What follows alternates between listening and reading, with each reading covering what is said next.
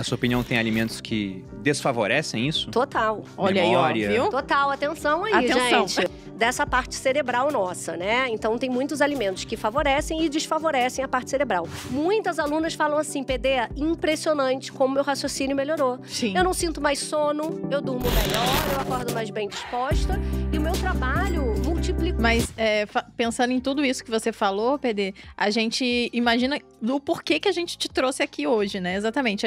No nosso podcast, a gente fala de empreendedorismo, negócios e desenvolvimento pessoal. E eu acho que isso é uma das grandes coisas que eu sempre falo, né? Meus grandes bordões. Quando você tá bem no seu corpo, isso quer dizer que você tá bem, você tá se alimentando bem, você tá treinando bem, você tá funcional, você geralmente performa melhor também nos negócios. Você tem uma performance melhor. Eu imagino que isso é uma das coisas que você trabalha lá também, principalmente. Bastante, né? E isso não só para pessoas comuns, mas eu sempre fiz muito preparo de ator, de atriz. Então, que também precisa do quê? Memorizar um calhamaço desse tamanho de um dia pro outro, né? Na sua opinião, tem alimentos que desfavorecem isso? Total. Olha Memória. aí, ó, viu? Total, atenção aí, Atenção. gente. Anotando. Olha só, o que acontece? Hoje em dia, tem todo um estudo dessa parte cerebral nossa, né? Então, tem muitos alimentos que favorecem e desfavorecem a parte cerebral.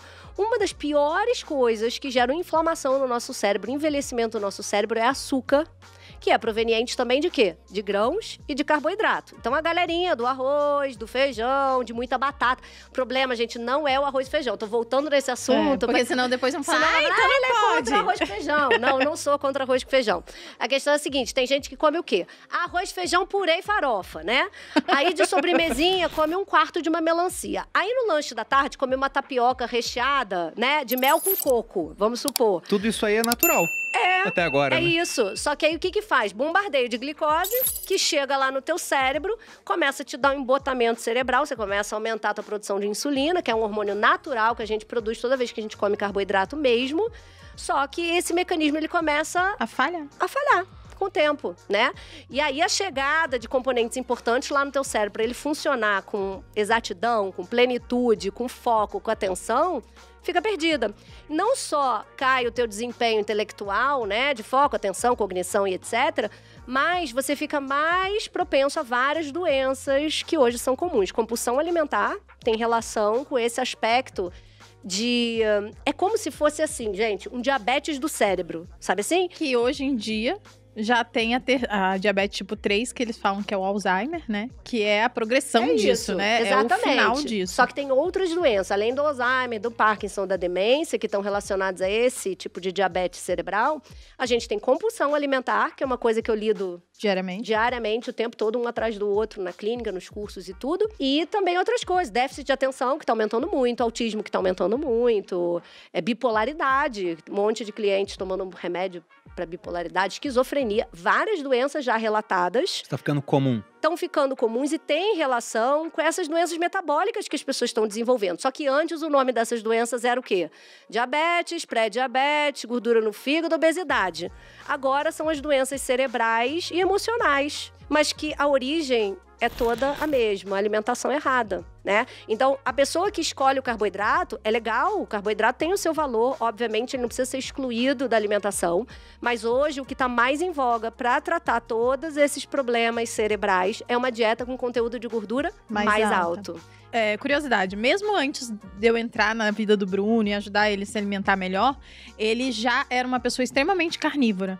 E a família dele come muito mal, no sentido de comer muitos industrializados, eu posso falar isso porque eles mesmos sabem, eu já falei, eles sabem disso, muito carboidrato. E quando eu cheguei, foi muito impactante pra mim, porque era uma coisa totalmente diferente do que a minha família faz, que é de uma alimentação mais natural, mesmo que tenha mais carboidrato, é um carboidrato melhor, digamos assim, né? E o Bruno, mesmo inserido nesse ambiente, pra vocês que sempre perguntam, nossa, o Bruno tem uma memória excelente, não sei o quê.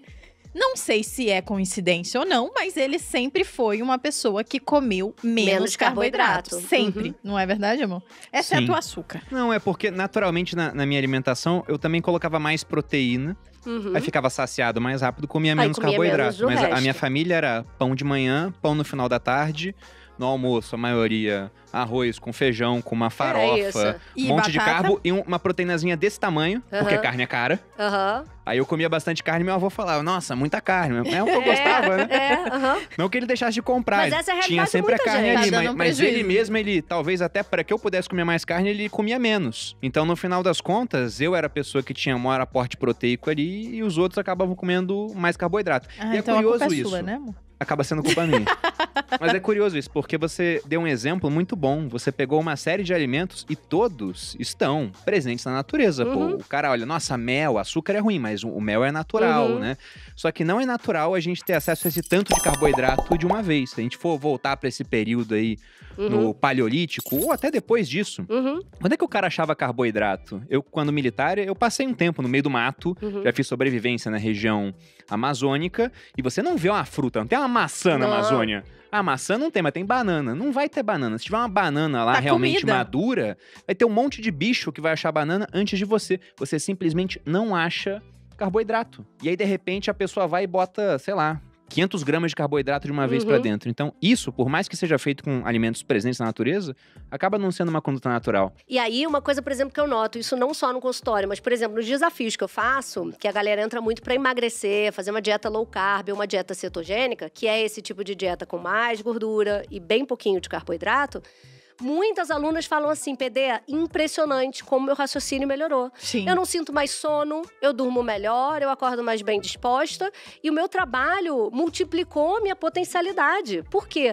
Ela entrou só para emagrecer. Ela não entrou pensando em nada disso, né? Isso aí foi bônus que ela levou. Inclusive, uma coisa que eu gosto bastante, uma analogia boa pra gente falar de alimentos doces, né? A própria natureza, ele esconde os açúcares, não é uma coisa fácil. Então eu sempre falo, tudo que tá debaixo da terra ou no alto das árvores é porque é mais difícil de pegar, então você não pode comer em abundância.